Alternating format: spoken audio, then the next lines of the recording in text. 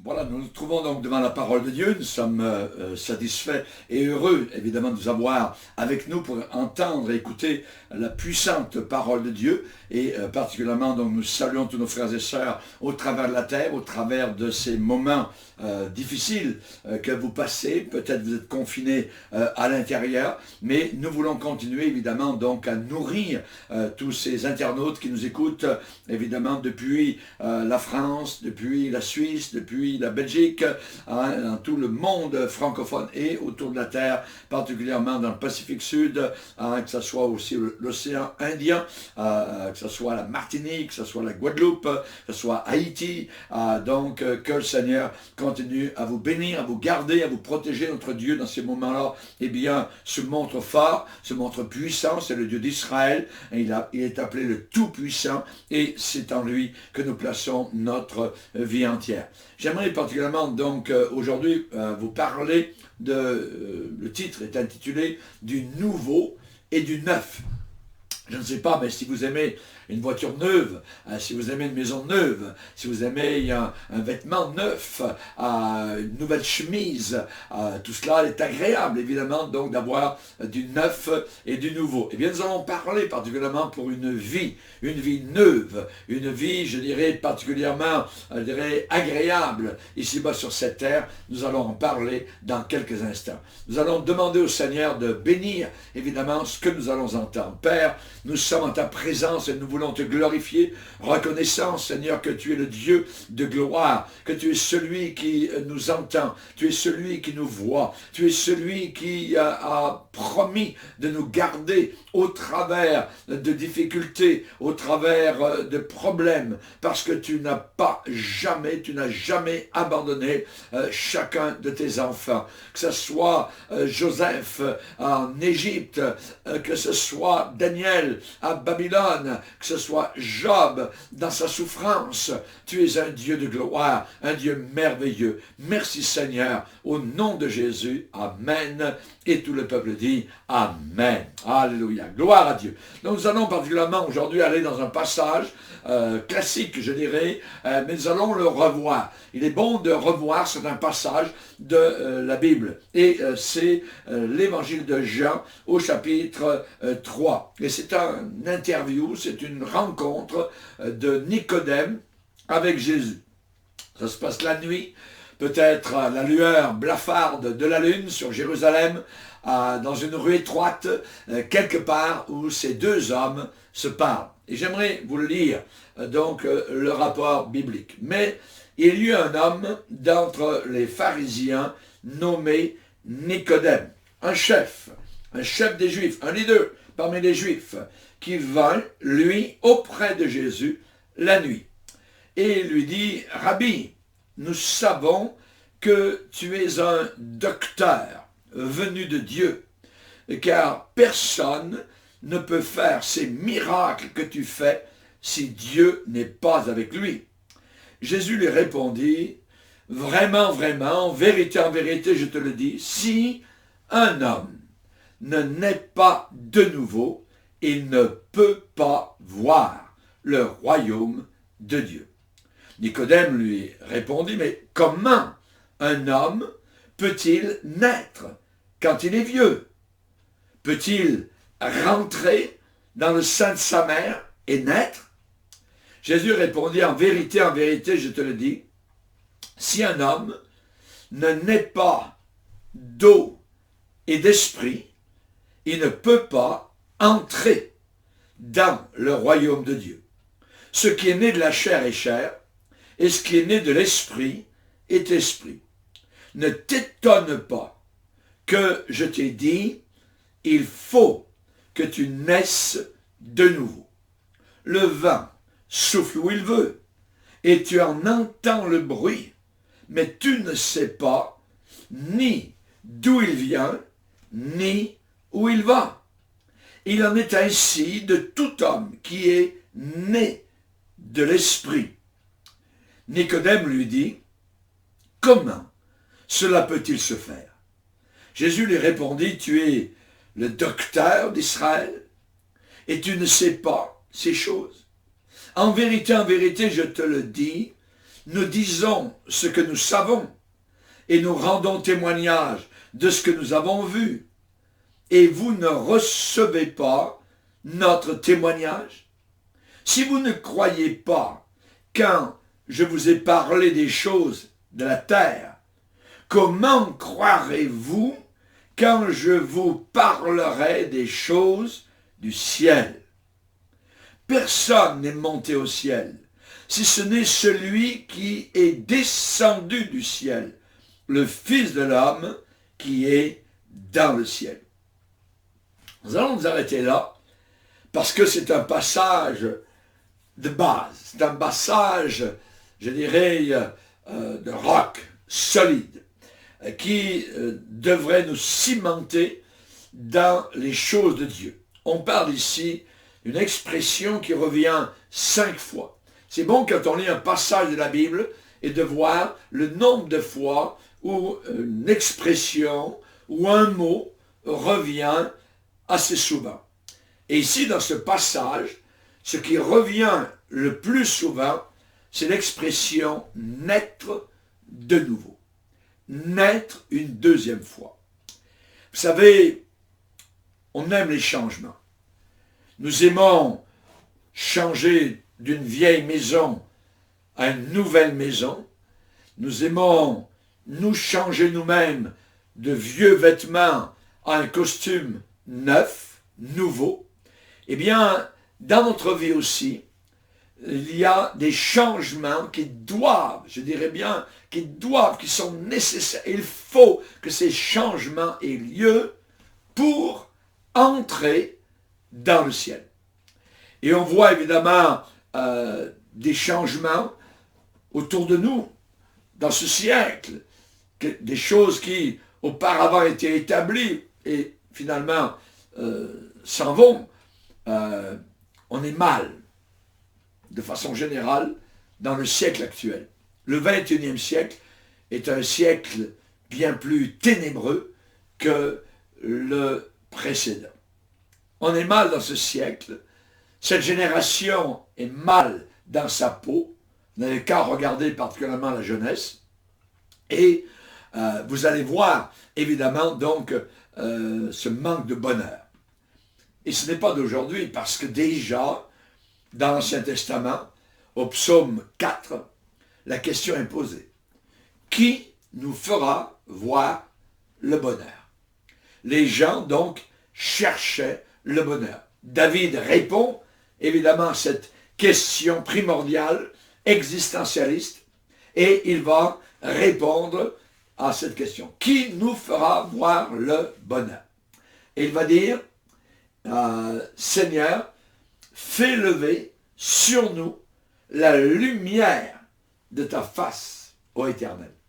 Ça veut dire quoi? Ça veut dire que je suis dans les ténèbres, nous sommes dans les ténèbres, et nous avons besoin d'une lumière qui vienne nous éclairer, qui ne sortira pas de la terre, qui ne viendra pas de l'humanisme, de la mondialisation, qui ne viendra pas des idées farfelues des uns et des autres. Non, une lumière qui nous vient directement de celui qui a dit « Je suis la lumière du monde ». Notre Père Céleste est lumière. Il n'y a aucune ténèbre en lui. Et c'est David qui dit « Seigneur, c'est toi qui mets, qui place dans mon cœur plus de joie. » Notez l'expression, c'est plus de joie que eux n'en ont, les païens.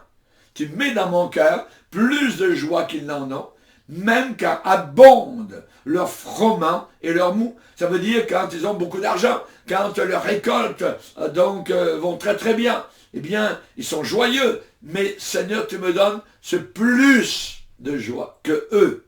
Je me couche et je m'endors en paix. S'endormir en paix, ce n'est pas une moindre chose. Quelque chose de merveilleux. Surtout dans les temps dans lesquels nous sommes. Que de personnes perdent le sommeil, ne dorment même plus, parce qu'ils sont tourmentés par ceci, par cela, et ainsi de suite. Mais voilà, nous devons suivre l'exemple de David et arriver, je dirais, à cet état de choses. Je me couche et je m'endors en paix, parce que, voilà la raison de sa paix, voilà la raison d'un bon sommeil, parce que toi seul, ça veut dire c'est exclusif, Toi seul, ô Éternel, tu me donnes la sécurité dans ma demeure.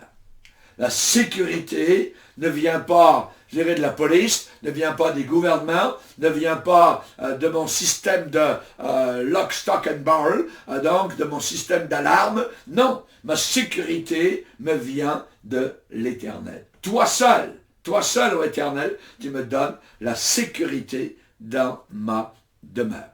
Alors, par où commencer? Jésus parle à Nicodème, il lui dit qu'il faut qu'il naisse absolument de nouveau, sinon il ne pourra jamais entrer dans le paradis. Pourtant, Nicodème, eh bien il a sa religion. Est-ce que sa religion va l'amener au ciel? Jésus est en train de lui dire que non. Ça veut dire que dans cette conversation avec Nicodème, Jésus fait le procès de toutes les religions. Toutes les religions. Jésus va, je dirais, centrer sa parole sur uniquement le seul élément qui va permettre à des multitudes d'entrer dans le ciel. Il faut qu'ils naissent de nouveau. Leur religion ne leur permet pas de naître de nouveau, ne leur enseigne pas la nouvelle naissance, donc ils ont besoin de comprendre. Et nous allons essayer donc aujourd'hui de voir ce domaine-là. Par où commencer? C'est bien dur, parce qu'il y a tellement d'éléments autour de nous qui vont mal. Est-ce que c'est la famille? Est-ce qu'on va commencer par notre propre siècle, le 21e? Est-ce qu'on va commencer par la société autour de nous? Le monde, la moralité, l'éducation, la religion, le système de santé? Par où nous allons donc commencer? Vous savez que les travailleurs autour de nous, souvent, eh bien, ils pensent que le patron, c'est lui qui devrait changer en premier. Et généralement, les ouvriers vont dire à peu près, je vais résumer ça, donc en disant, eh bien, vous savez, nos patrons nous exploitent, et Dieu n'a jamais rien dit à ce sujet-là. Eh bien non. Non, Dieu a parlé. Dieu a dit quelque chose. Dieu, particulièrement, a dit que l'ouvrier méritait son salaire. L'ouvrier mérite son salaire. Donc Dieu parle de cet élément entre patron et ouvrier. L'ouvrier mérite son salaire. Et à ceux qui font fortune sur le dos de leurs employés, eh bien, est-ce que la Bible parle de cela? Eh bien oui, eh bien oui. La Bible parle de cela. Dans Jacques chapitre 5, verset 1er. À vous maintenant riches. Tiens, le Seigneur parle à des gens qui sont très riches matériellement. À vous maintenant. Donc parlons-en de vous. Vous les riches, vous les nations riches, vous les patrons riches, vous les multinationales, vous les millionnaires, que dis-je, les milliardaires. Voyez, dans la crise du virus, eh bien soudain il y a l'apparition de millions, de milliards, de trillions qui apparaissent de où, je ne sais d'où, tout ça, mais paquet d'argent que semblait que les nations n'avaient pas et qui tout d'un coup semblent posséder. À vous, maintenant, la Bible dit, riches, pleurez, pleurez et gémissez à cause des malheurs qui viendront sur vous. Et le verdict de la Bible est clair. Vos richesses sont pourries. Et vos vêtements sont rongés par les teignes. Votre or et votre argent sont rouillés. Et leur rouille, donc du mauvais argent, de l'argent sale, votre or et votre argent sont rouillés, et leur rouille s'élèvera en témoignage contre vous, et dévorera vos chairs comme un feu. Vous avez amassé des trésors, des montants inimaginables de richesses dans les derniers jours. Voici, donc c'est sur le dos des ouvriers, et là la Bible le sait, la Bible en parle. Voici le salaire des ouvriers qui ont travaillé dans vos usines, qui ont moissonné dans vos champs et dont vous les avez privés. Le salaire dont vous les avez privés, eh bien, leur cri, le cri des ouvriers, est parvenue jusqu'aux oreilles du Seigneur des armées. Vous avez vécu sur la terre dans les voluptés et dans les délices. Vous avez rassasié vos cœurs au jour du carnage. Vous avez condamné, vous avez tué le juste qui ne vous a pas résisté. Donc il y a un jugement particulier sur ces gens-là. Et nous voyons que la Bible parle de tous ces sujets-là. Alors, évidemment, à tous ceux qui font leur fortune sur le dos de pauvres gens en les payant à 50 sous de l'heure, à $1 de l'heure ou $2 par jour, que de pays que j'ai visités où j'ai prêché l'évangile, où l'on gagnait en moyenne $2 par jour, voyez, par jour. C'est inimaginable, voyez. Il y a la moitié du monde actuellement qui gagne environ par an, chaque ouvrier, $2000 uniquement sur un an. Sur un an. Et il y a 25% du monde qui gagne $15 par semaine. 15 $ par semaine. C'est dérisoire. C'est totalement dérisoire. Et sur la terre, j'aimerais vous rappeler que Jésus-Christ n'a jamais été patron. Dans les années où il était à Nazareth, où il travaillait dans la boutique de charpentier, on se rappelle que Jésus avait les mains calleuses, c'était un ouvrier, il a fait des meubles, j'imagine, il a réparé des charrues, des fermiers dans l'environnement, et il n'a jamais été patron. Peut-être qu'il a travaillé avec Joseph, donc on ne sait pas véritablement. Mais sur la terre, Jésus n'était pas patron, il était un ouvrier. Il était reconnu pour être le charpentier de Nazareth en Galilée. Alors, j'aimerais, pour revenir à Nicodème, eh bien, dans ce chapitre 3 de l'évangile de Jean, Jésus propose un changement radical. Un changement radical. Jésus va dire à cet homme qui se pose des questions, qui se gratte le menton, sa barbe, voyez. Il a vu Jésus, il s'est élevé sur ses orteils pour regarder la foule lorsque Jésus guérissait les malades. Il a été dans différents lieux et endroits, tout ça. Il a bien écouté et vraiment, il est bouleversé. C'est un homme religieux, c'est un homme qui croit en Dieu, mais il a un souci pour son âme. Il n'est plus certain. Il n'est plus certain. Après avoir écouté Jésus, il se dit, il faut absolument que je le rencontre. Et donc, on ne sait pas exactement les détails de la rencontre, comment ça s'est passé, mais ça s'est passé la nuit, puisque la Bible dit, cet homme, Nicodème, qui était un leader, un chef, un enseignant, un docteur de la loi, donc un homme religieux très élevé, possiblement il faisait partie du Sanhédrin à Jérusalem, composé des 70, donc plus, je dirais, plus connus, plus, je dirais, religieux de la gente religieuse. Eh bien, Nicodème faisait partie de cela, et lui, il est venu auprès de Jésus la nuit. Donc, c'était une intervention nocturne. Pourquoi? Parce que Nicodème veut être à l'abri des regards. Il veut être, je dirais, éloigné de la foule. Il a des questions dans son cœur. Il veut les poser à Jésus. Il a vu les miracles. Il a entendu la prédication de ce jeune prédicateur. Et il va donc lui parler. Et voilà que Jésus lui dit, il faut que tu naisses de nouveau. Il n'a jamais entendu une expression semblable. Il faut que tu naisses de nouveau. Et dans le passage, donc de la conversation que Nicodème a avec Jésus, 5 fois, nous voyons cette mention. Naître de nouveau. Nouvelle naissance. Donc c'est très très important. Très important. Donc on voit par exemple que Jésus parle de quelque chose de changement. Changement total, complet, radical. Voyez, et c'est pour tout le monde. C'est pour tout le monde. Pour aujourd'hui. C'est pour moi. Le jour où j'ai invoqué Jésus, de façon personnelle et authentique, ça ne venait pas de mes parents, Ça ne venait pas de mon frère, de ma soeur, de ma tante, de quelqu'un de religieux qui me demandait de me mettre à genoux devant un prie-dieu ou quoi que ce soit, ou dans une église. Non, c'est moi-même, personnellement, qui est venu devant le Seigneur. Et là, c'est pour tout le monde. Ce changement radical, selon on le voit, qui s'appelle naître de nouveau, c'est pour les ingénieurs, c'est pour les mécaniciens, c'est pour les docteurs, c'est pour les infirmières, c'est pour les ministres du gouvernement, c'est pour les agriculteurs, c'est pour tout le monde.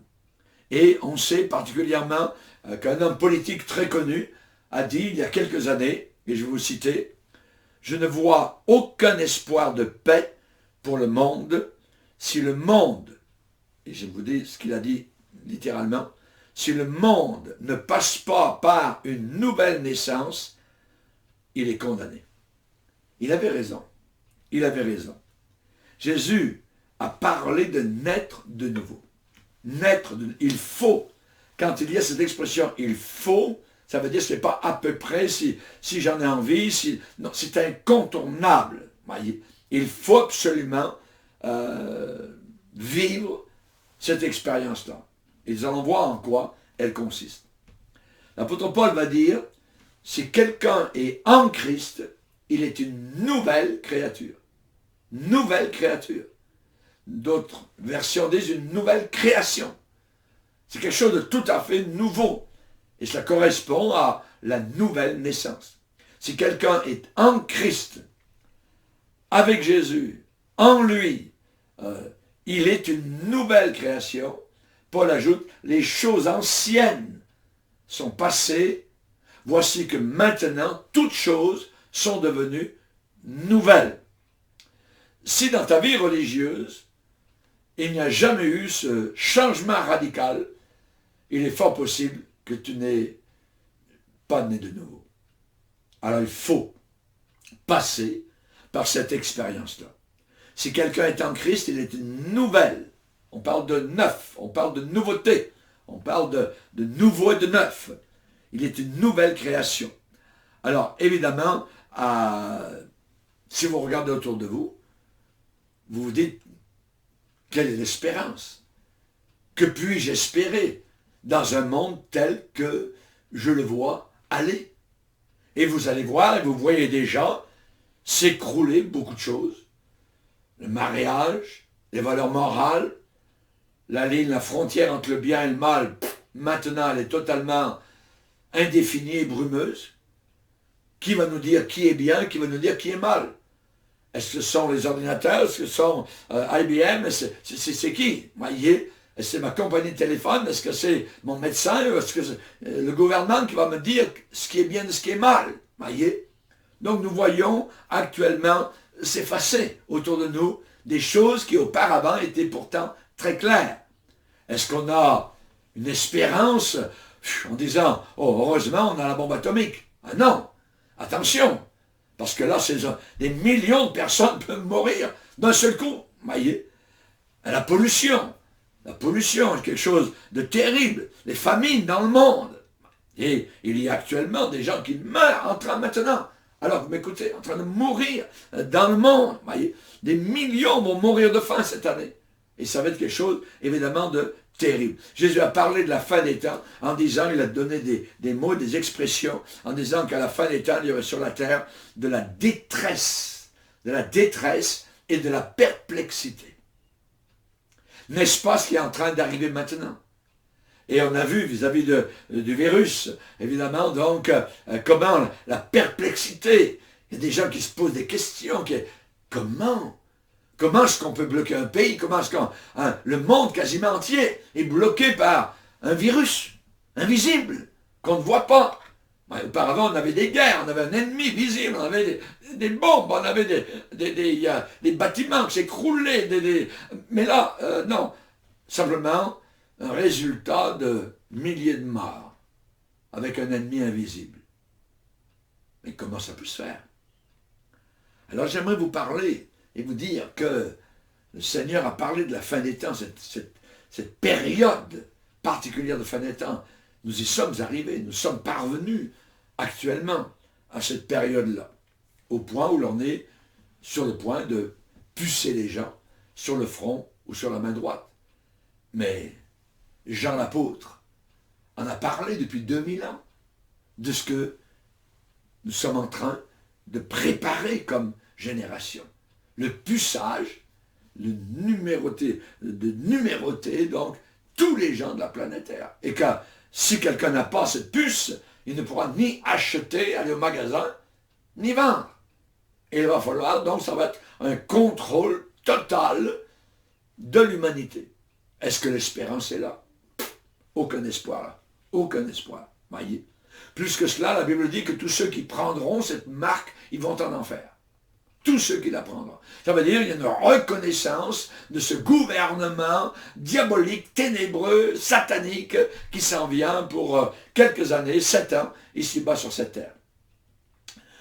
Alors évidemment, il n'y a aucune intelligence humaine qui arrive à la cheville des prophéties de la Bible.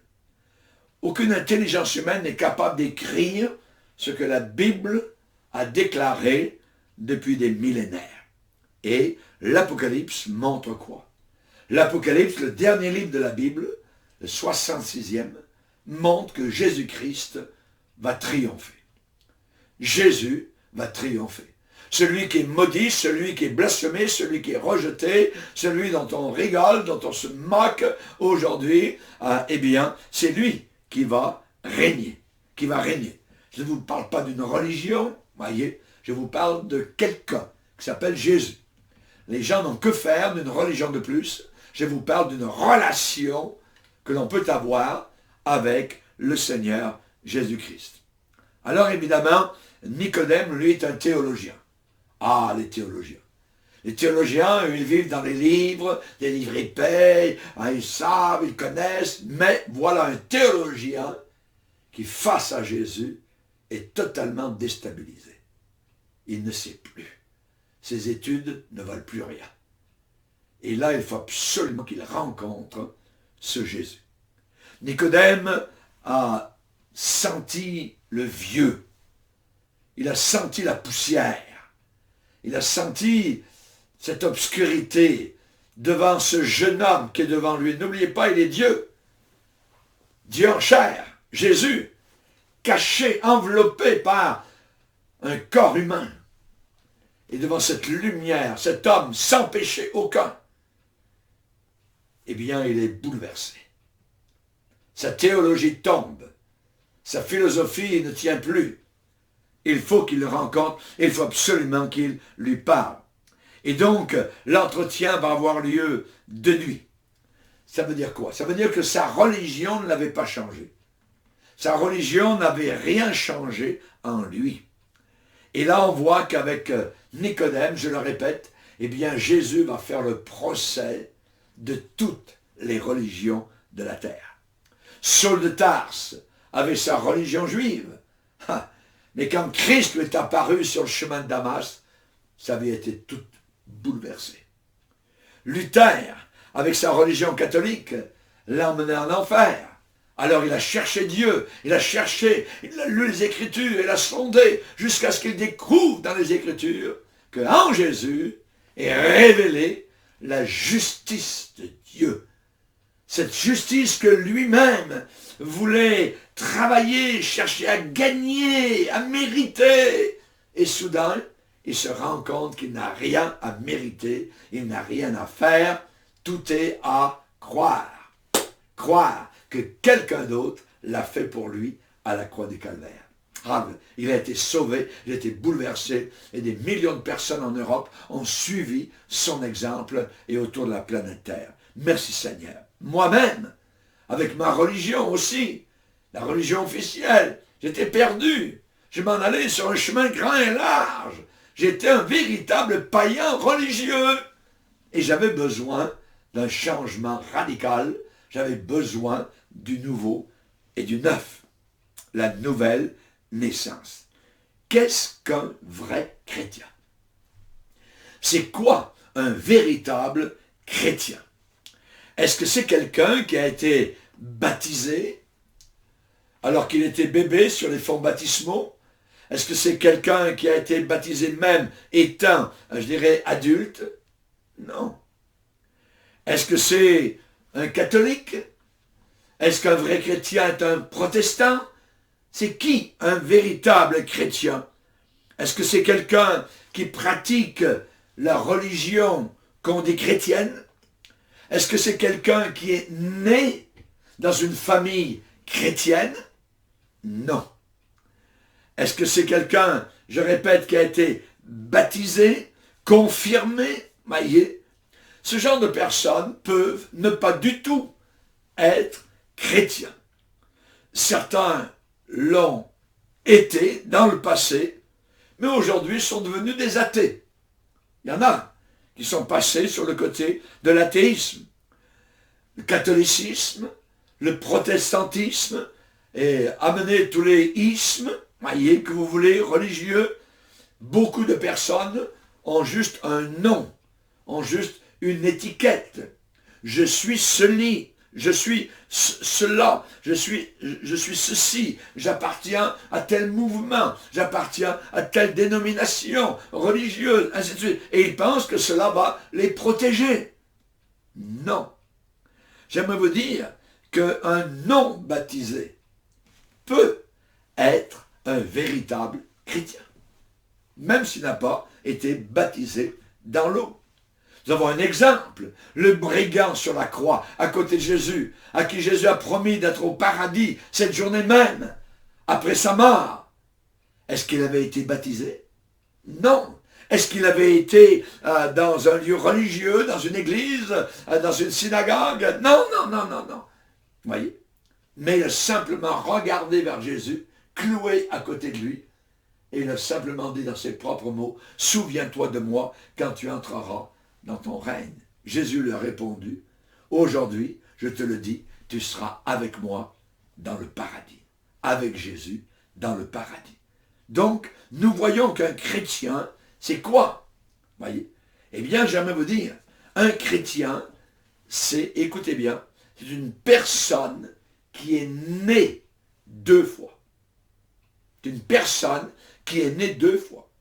Nicodème a dit, Jésus a dit à Nicodème, si quelqu'un n'est pas né une deuxième fois, si quelqu'un n'est pas né de nouveau, il ne peut pas. Ça veut dire qu'il n'a pas la possibilité, il n'a pas le pouvoir d'entrer dans le ciel. Et cela est très fort, cela est très puissant comme parole de Dieu. Ça veut dire que ce que Jésus dit, c'est une réalité. Alors il faut absolument naître de nouveau. Il faut que je sache qu'est-ce que cela veut dire. Parce que si je ne suis pas né une deuxième fois, je n'irai pas au ciel. Il faut, Nicodème, toi théologien, toi religieux, toi pasteur, toi prêtre, toi cardinal, et ainsi de suite, archevêque, il faut que tu naisses de nouveau. Il faut que tu naisses de nouveau. Un chrétien véritable est une personne qui est née deux fois. On ne naît pas chrétien. On le devient. On le devient. Et nous avons un cantique dans l'Église qui dit « Un chrétien, je croyais être, mais j'ignorais le bonheur que Jésus, mon divin maître, vient apporter dans un cœur. Oh, maintenant, la paix que Jésus donne, je ne la connaissais pas. Tout maintenant sur mon chemin rayonne depuis qu'il conduit mes pas.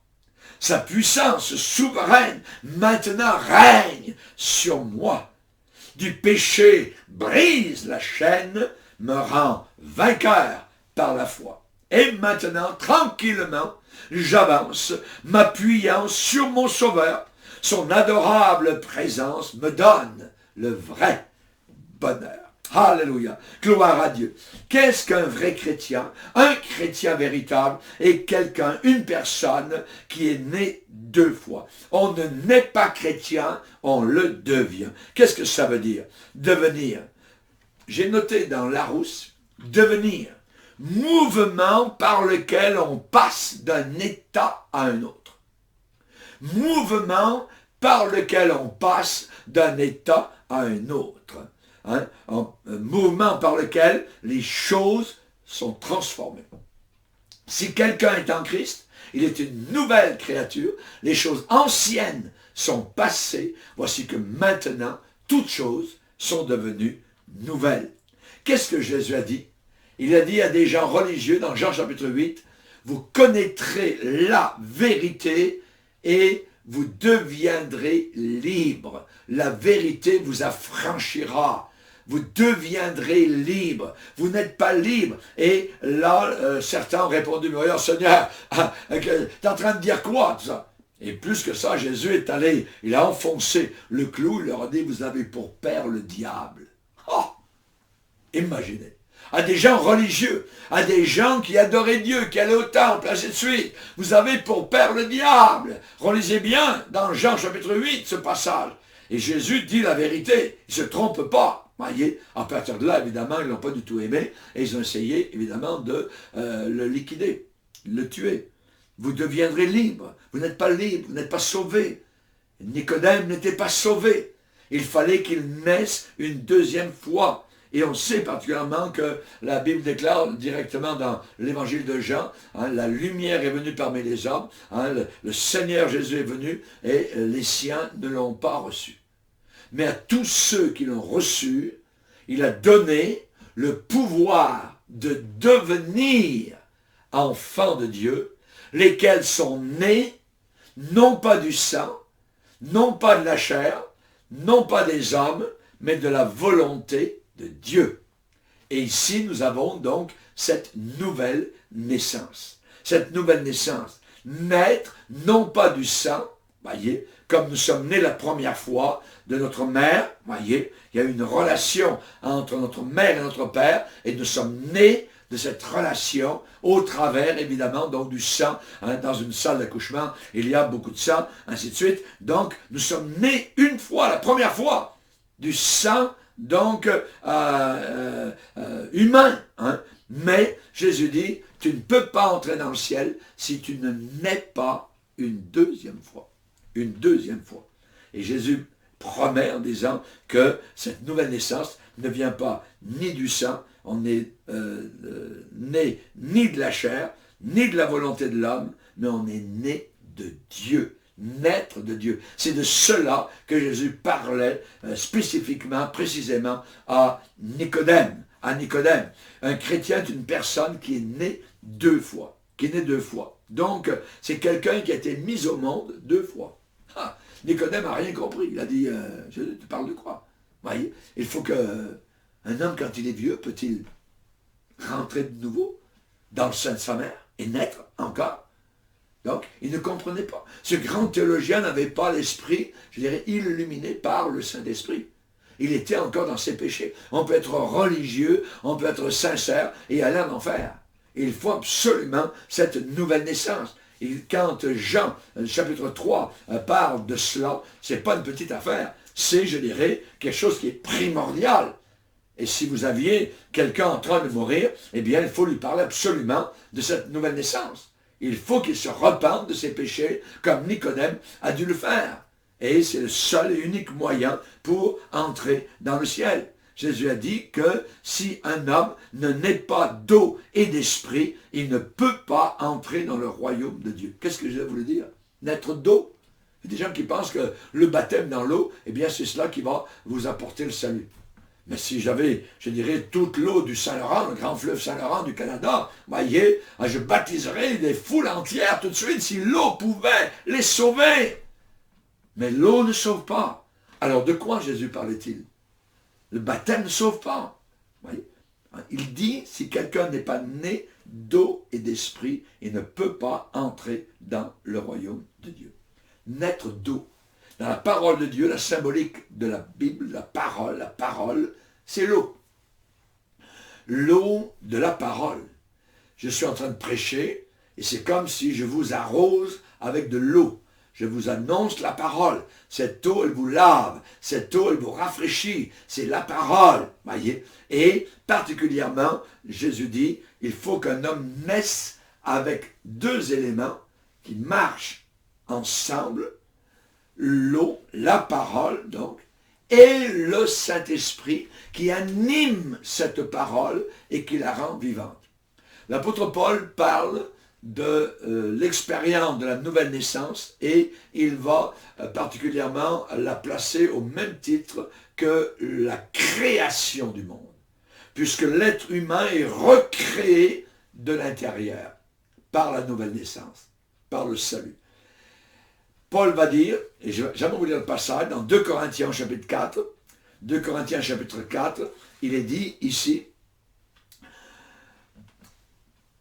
car Dieu qui a dit, la lumière brillera du sein des ténèbres, a fait briller la lumière dans nos cœurs pour faire resplendir la connaissance de la gloire de Dieu sur la face de Christ. Qu'est-ce que ça veut dire? Ça veut dire Dieu a dit la lumière brillera du sein des ténèbres. Lors de la création, tout était ténébreux. Tout était ténébreux. Et là, Dieu dit que la lumière soit. Et la lumière fut. Et il est dit dans Genèse 1er chapitre, en même temps, que la parole a été donnée, que l'eau de la parole a été apportée, l'Esprit de Dieu se mouvait au-dessus des eaux. L'Esprit de Dieu agissait donc autour de la planète Terre. C'est dans Genèse, le 1er chapitre et le 1er verset. Et là, particulièrement, nous voyons cela. Au commencement, Dieu créa les cieux et la terre. La terre était informe et vide, exactement comme notre vie avant d'être sauvée. C'est une vie informe, une vie difforme, une vie qui est vide. Il n'y a rien à l'intérieur. Et l'homme essaie de remplir ce vide par les amusements, par les diplômes, par les voyages, par la drogue, par le sexe, mais c'est toujours vide. Parce que tous ces éléments-là n'arriveront jamais à remplir ce vide, parce que l'homme ne peut être satisfait que par Jésus-Christ dans son cœur. Et là, il est dit, la terre était informe et vide, et il y avait des ténèbres à la surface de l'abîme. Nous étions comme dans un abîme, et il y avait des ténèbres tout autour de nous, voyez, et en nous. Et il est dit, Dieu dit, Dieu dit, Dieu dit. Là, nous avons la parole, que la lumière soit, et la lumière fut. Et donc, l'Esprit de Dieu se mouvait au-dessus de nous, comme elle se mouvait lors de la création au-dessus de la terre, eh bien, l'Esprit de Dieu se meut au-dessus de chacun des hommes qui désirent, évidemment, être sauvés. Et là, la parole. Donc, quand Jésus dit à Nicodème, il faut qu'un homme naisse d'eau et d'esprit, eh bien, on parle ici de la parole et du Saint-Esprit.